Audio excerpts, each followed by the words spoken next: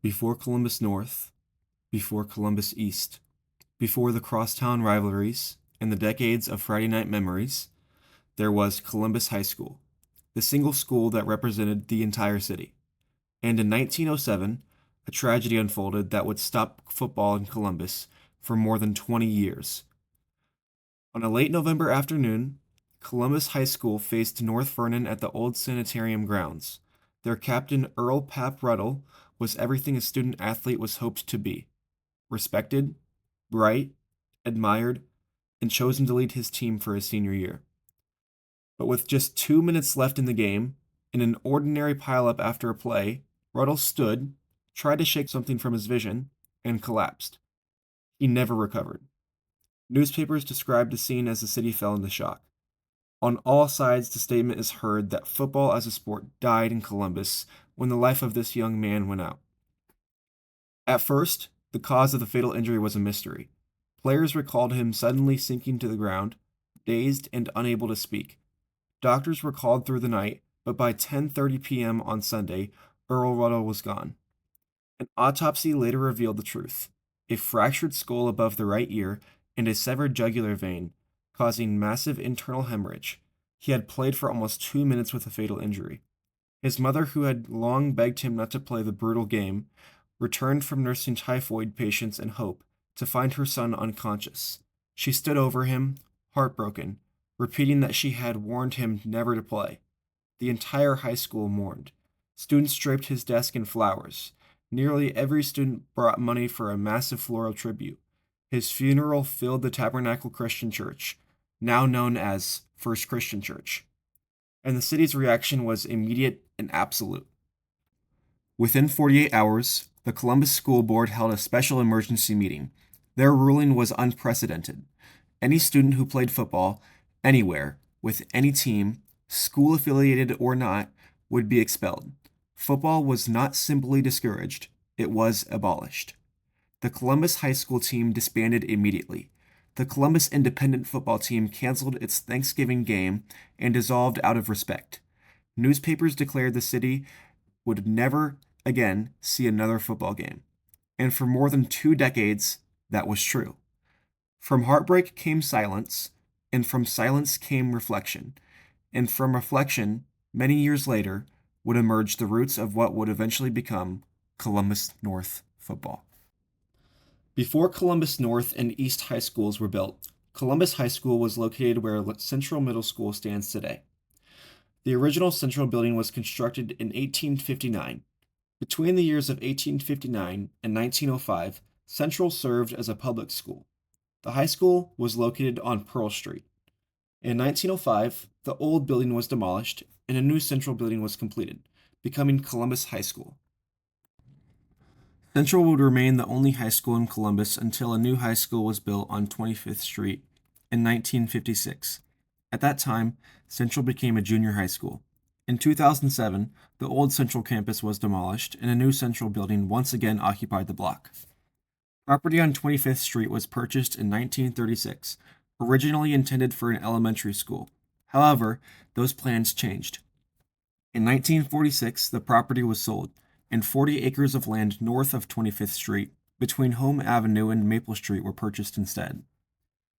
On Sunday, November 30th, 1954, the Memorial Gymnasium opened its doors to the public. This was known as Unit A. 2 years later, in the fall of 1956, Unit B, Columbus Senior High School, was completed. The story of football in Columbus entered one of its most defining early chapters. After the tragic death of Earl Ruddle in 1907, the sport disappeared entirely from the school for nearly a decade. The loss shook the community deeply, and for years, football remained absent, almost a forgotten idea. But in 1916, the game returned, not as a full competitive program, but as a small student-run club team. The group was tiny, often just barely enough young men to field a side. Practices were informal, equipment was limited, and the version of football they played barely resembled the sport we know today. Rules were different, protective gear was minimal, and the overall style of play was rugged, unstructured, and raw. Still, it was enough to keep the spirit of the game alive. As the decades progressed, so did the school's commitment to athletics. By 1929, football officially returned as a sanctioned sport. Columbus High School rejoined competitive play, finding its home in the South Central Conference, where it would build the foundation for what would eventually become one of the state's most historic and enduring football traditions. For nearly 2 decades, Columbus Senior High School stood as the city's only high school, but as Columbus grew, so did the need for more space. In 1972, Columbus East High School opened its doors, and Columbus Senior High School officially became Columbus North High School. The early years of Columbus North football were about building a new identity, one separate from the traditions of the past. A new name, a new mascot, the Bulldogs, and a new mission. Players donned the blue and white for the first time, stepping onto the field representing a new era for the city. In those early years, Columbus North wasn't just establishing a team, it was entering the competitive world of the South Central Conference, otherwise known as the SCC. This conference brought together schools from across southern Indiana, including Bloomington North, Bloomington South, Franklin, Bedford North Lawrence, and Seymour. Each game was more than a contest. It was a test of grit, strategy, and pride. For Columbus North, competing in the SCC helped define its identity and set the stage for the rivalries and traditions that would follow. But as the school emerged, the community was still adjusting to having two schools. Old friendships were now split across the town, and a new rivalry was forming. The most intense of all, Columbus East versus Columbus North, a rivalry that would come to define Fall Fridays in Columbus for decades. The rivalry with East became the heartbeat of the city. John Brown, a running back from the class of 1977, reflected on this. Well, the split between the two schools introduced the rivalry. It was exciting, but having friends play at East made it even better when we meet them. For many, the last game of the year wasn't just a finale, it was the game. John Brown reflected on this. It was always the last game of the season. So you can go 0-9 and meet East, and your season was the best. That atmosphere wasn't just about rivalry, it was about community. The stands swelled, the town gathered, the energy built all week. For the community, in all sports against East turned out, filled the stadium, filled the basketball memorial gym. It was all about the community. Kyle George, who was a defensive lineman from the class of 1977, also remembered. Back in the day, and maybe the Republic still does it, but um, it was fairly frequent that we would have like front page pictures of like our games, right? Or like when we were playing East, there'd be pictures in the Republic. Go stop at McDonald's or go get something to eat, and people that you knew would come up and say, "Hey, we were at the game last night. Like, you guys did great. It was fun. It was a good competitive game." And just having all the fans. In those early years, the competition was fierce. The season's goal often centered not on a state title, the tournament structure being different, but on winning the South Central Conference. Brown noted on this. The goal was to win the South Central Conference every year. And if you did that, that was like the Super Bowl. The 1970s laid the foundation. The team, the field, the uniforms. They were all new, but what was being built went deeper. It was a tradition, a family, and a standard of toughness that would be carried on for generations. By the 1980s, Columbus North football was growing in reputation and competitiveness. The program was solidifying its identity, not just as another high school team, but as a community symbol of pride, discipline, and toughness. Friday nights became more than a sport. They became a gathering for the entire city. The rivalry with East reached new heights. The players often knew each other off the field, but on game night, the competition was intense and personal. Well, I know it was super hyped up at school, right? It was like, from a football perspective, I feel like that week was way bigger than the week going into sectionals. We were kind of quiet during the week. We were super focused at practice, tried to get everything honed in, and it was just a big anticipation um, building into, Friday night. So, It wasn't just about the win, it was about belonging, being part of something bigger than yourself, and representing your community under the Friday night lights. David Grash, who was a quarterback from the class of 1982, noted on this. So in terms of the community, just having those games, people looking forward to, it was a very social event for them, even though it was very athletic for us, it was social for them. And it gave them a chance to, have camaraderie and hang out and support the team. John Brown also noted on this. I'm proud, even to this day, that East never beat me in any sport. And so it was always important. Well, the rivalry with East was, it made your season. The culture matured, more focus on preparation, on facilities, on the program's place in the city, but also the fundamentals: community, tradition, and pride. The 1980s were about pride and perseverance.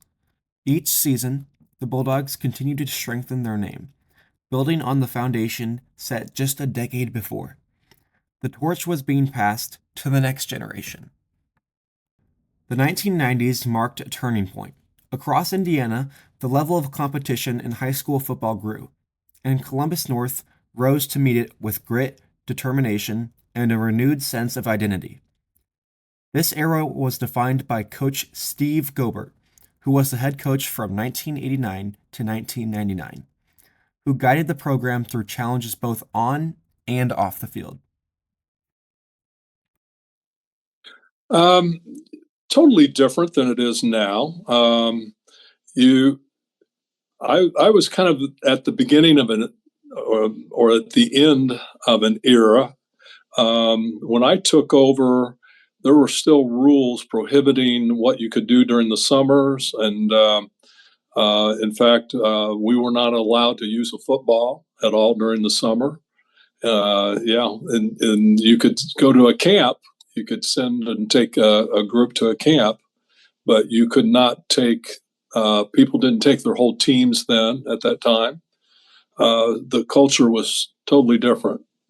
He emphasized overcoming obstacles.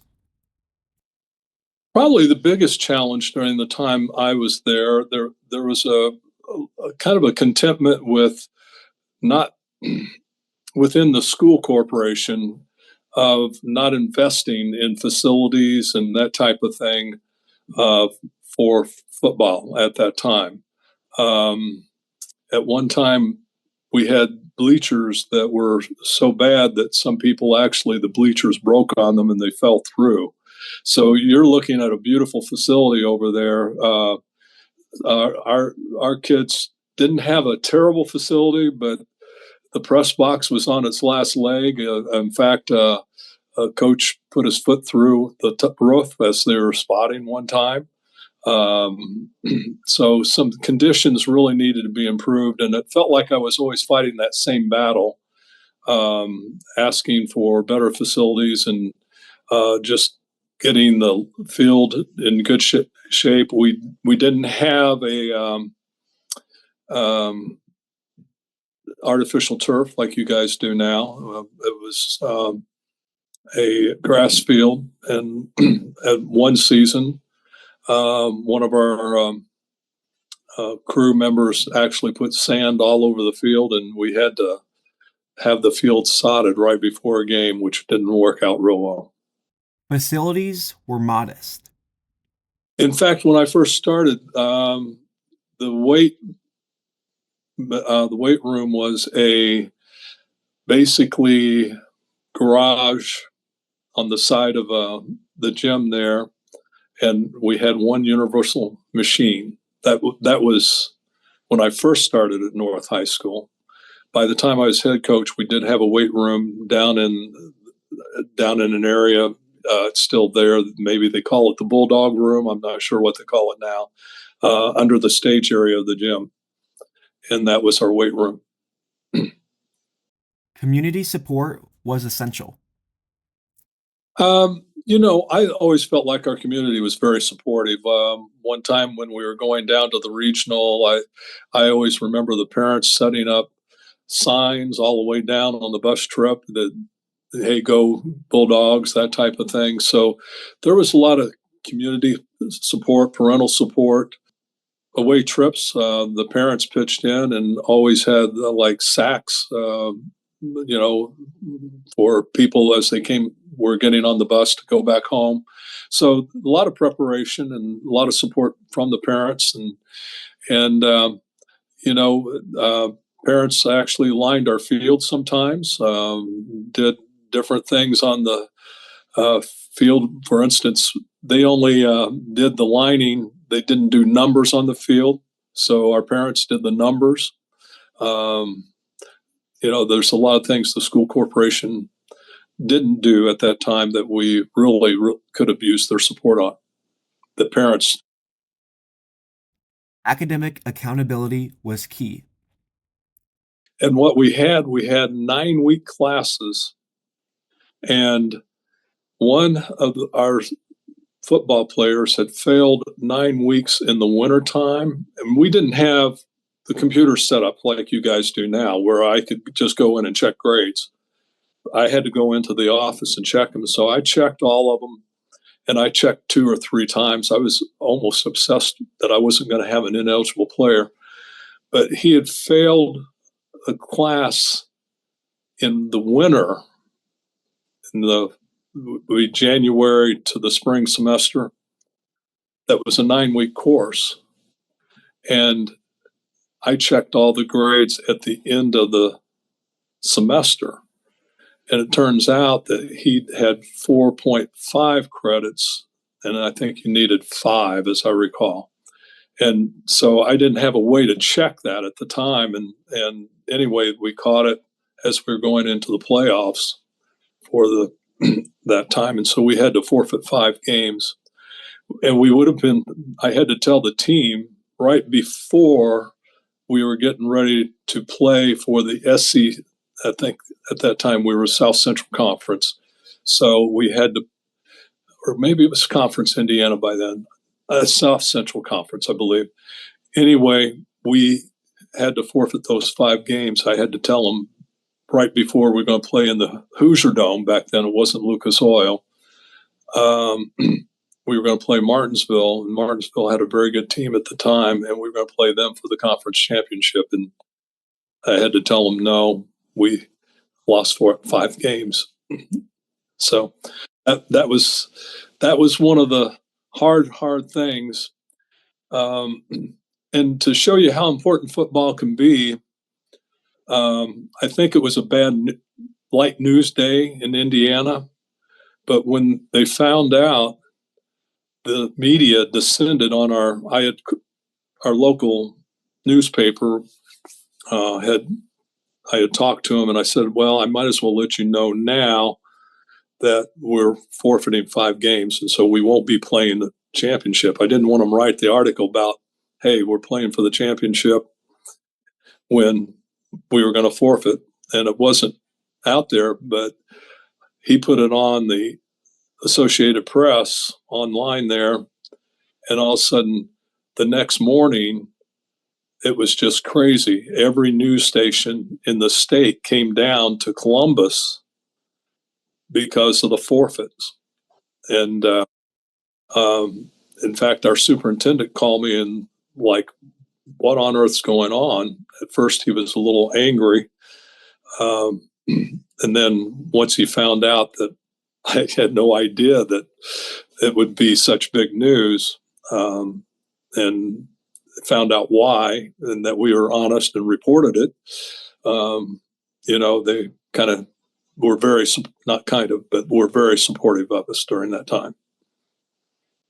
Character and leadership were priorities. You have a lot of different people that are involved, a lot of different people from different areas, different walks of life that come to the program, and they all feel a part of it. I look back and I look at some of the people that are now leaders in this community. We have 2 county commissioners, Tony London, Larry Kleinhans. They both played at Columbus North. You have Minister Michael Harris, Reverend Michael Harris. I can remember him coming in as a sophomore, and he was thinking, I don't like running those sprints.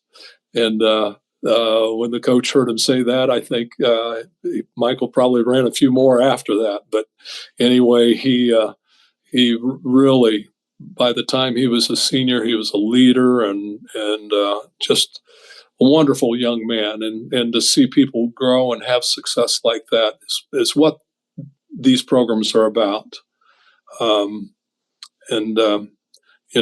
I look back and I think we have 3 different ministers that played for us. Chris Morton, I know, he was a running back for us. I believe he is. And then, police officers. I think there's 4 or 5 police officers.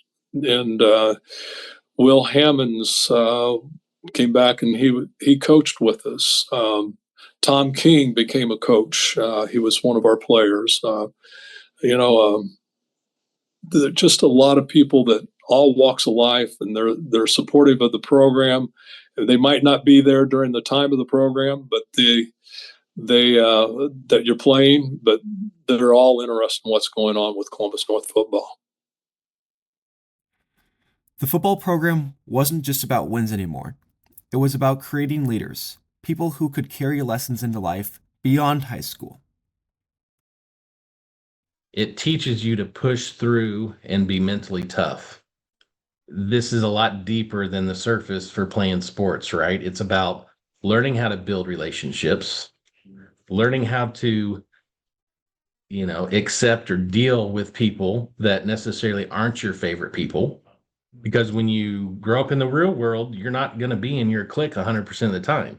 You're going to be working with people that probably get on your nerves, that you don't they're not your favorite people, you wouldn't hang out with, right? You got to deal with traffic and not losing your cool. If somebody cuts you off, you got to be able to control yourself and realize you can only control you. You can't control other things, Focus on what you can control, because that's really all you can do. If you're focusing on anything outside of that, you're wasting your energy and you're just going to burn yourself out. This isn't just a drill. This is something bigger. Practice is just bigger than practice, right? We're learning how to get through it and work together as a team. This is bigger. This is going to help you be successful. So I think it's really about the people. It's all about those coaches that instill good values. A lot of those coaches were also teachers. But I think it's farther reaching than Columbus. By the end of the 90s, the Bulldogs weren't just a local team. They were a program with a reputation. The next century would bring new challenges, but the foundation was set. The 90s showed what North football could become, a program fueled by passion, rooted in tradition, and built on hard work. As the decade closed, a new generation of Bulldogs was ready to step forward. As the new millennium began, Columbus North football entered a period of transformation. Under head coach Tim Bless, the Bulldogs developed more than just a winning program. They developed a brotherhood, a culture of accountability, excellence, and character. You got to start with the rivalry game, right? Not too many towns have a situation like we do week 2 of the football season where literally everybody in town comes to the football game. There's a sea of blue on one side, there's a sea of orange on the other side, and what an incredible atmosphere to be a part of as a fan, of the sport, as a fan of the town of Columbus, but certainly the young men that are in between the white lines, getting to play, and us as adults getting to coach in that kind of an atmosphere truly breeds the specialness of football and just the culture. Coach Bless's focus wasn't just on plays and wins. It was on shaping young men. And a lot of things that we did over the years, and Coach Haston does at this point, in building more than just a football team, building a family, building a sense of bond and connection that supersedes what you're doing, when you're wearing shoulder pads and a helmet. And our ambition was always to build complete men, men of character, men of commitment, men of academics, so that ultimately their experience in football was going to help make them a better student, at the next level. If they went to college, a better worker in the workplace, a better husband, a better father. During this time, Columbus North also faced a significant change. The Bulldogs moved from the South Central Conference to Conference Indiana, joining larger schools from across the state. This brought new challenges and opponents. Schools like Bloomington South, Lawrence Central, and Franklin Central testing the team in ways the SCC never had. Yet, even with the new conference opponents, one tradition remained unshakable: the rivalry with Columbus East. Each matchup against East carried the weight of history and community pride. It was the game that defined the season, the one that every player, student, and fan circled on the calendar. The energy in the stands, the preparation during the week, the roar after every big play. It was more than football. It was the heartbeat of the city.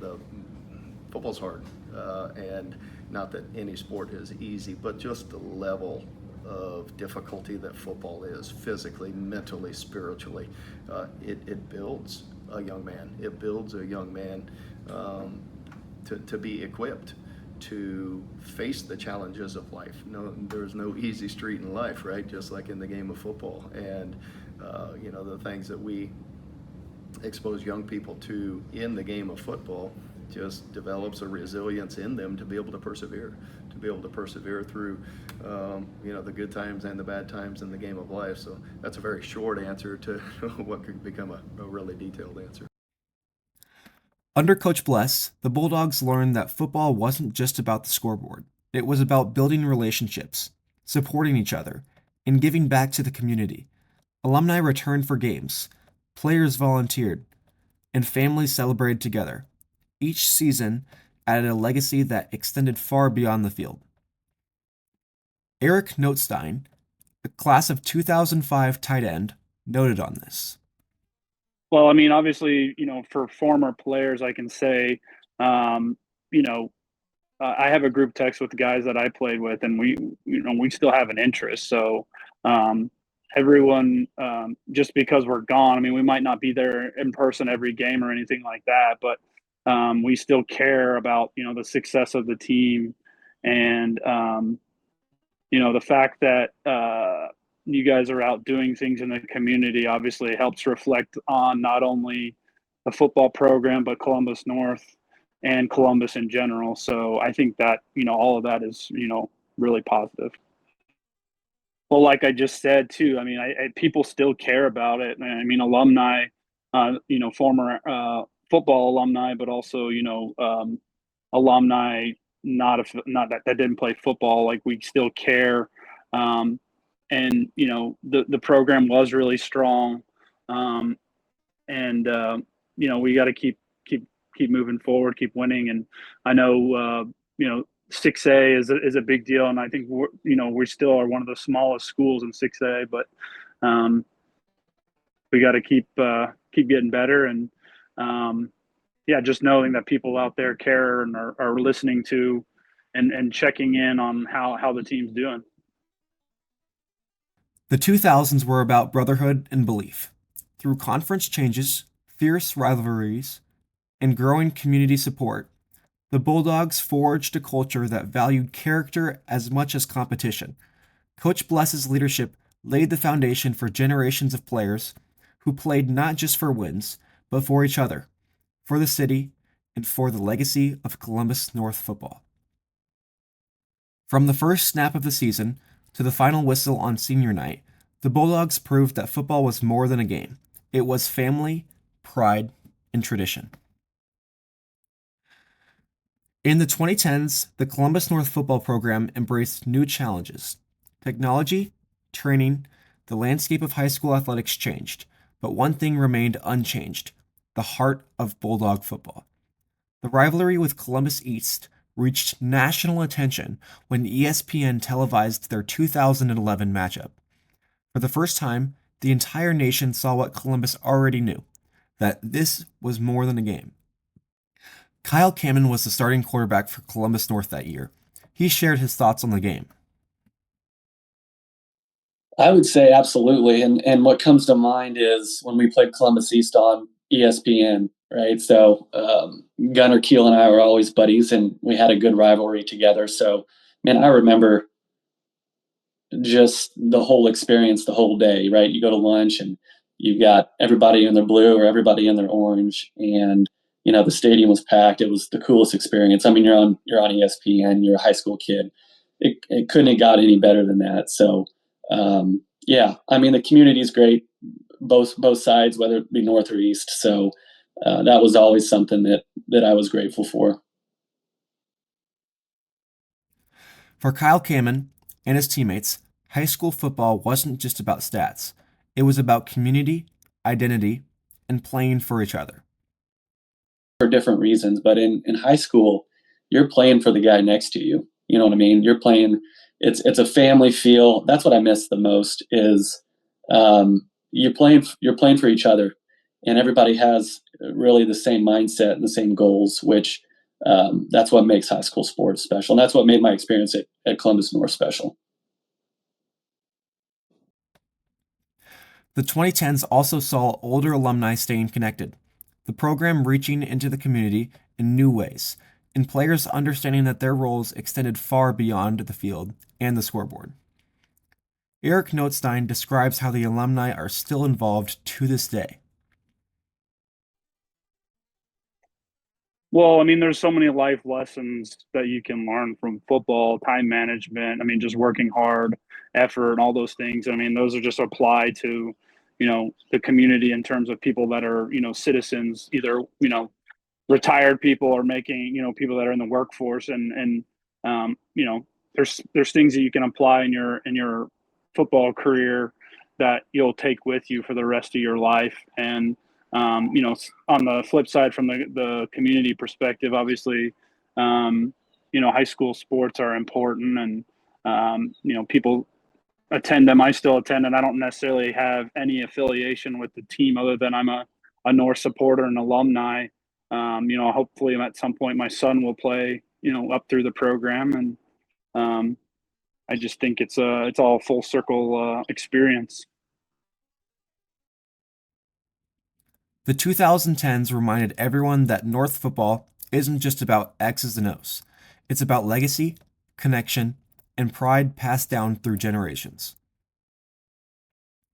Today, Columbus North football is stronger than ever. Under head coach Logan Haston, the Bulldogs continue to build on the decades of tradition, blending lessons from the past with the excitement of the present. Each season brings new players, new challenges, and new milestones, adding chapters to a story that has been decades in the making. The 2020s have already brought notable achievements. The Bulldogs captured a Conference Indiana championship, highlighting the program's growth and the continued commitment to excellence on and off the field. These successes are the result of years of hard work, dedication, and the continuation of a proud football legacy in Columbus. Beyond the games, the Bulldogs remain a cornerstone of the community. Players participate in youth camps, volunteer at local events, and help strengthen the bonds between the school, its alumni, and the city. Football at Columbus North is about more than winning. It's about building connections and creating experiences that last a lifetime. Looking ahead, the Bulldogs are poised for continued success. With a strong culture, dedicated coaching staff, and unwavering community support, the program's future is bright. Each generation carries forward the Bulldog tradition: hard work, teamwork, and pride, ensuring that Columbus North football will remain a symbol of excellence for years to come. With every snap, every touchdown, and every roar from the stands, the story of the Bulldogs keep unfolding. A story of pride, perseverance, and family that will continue to inspire future generations. From the muddy fields of the 1970s to the turf under the lights today, Columbus North football has always been more than just a game. It's a story of teamwork, resilience, community. Each decade, each player has added a chapter to this still unfolding story. The names and faces may change, but the passion remains the same. Because here in Columbus, football is family, and the legacy of the Bulldogs lives on.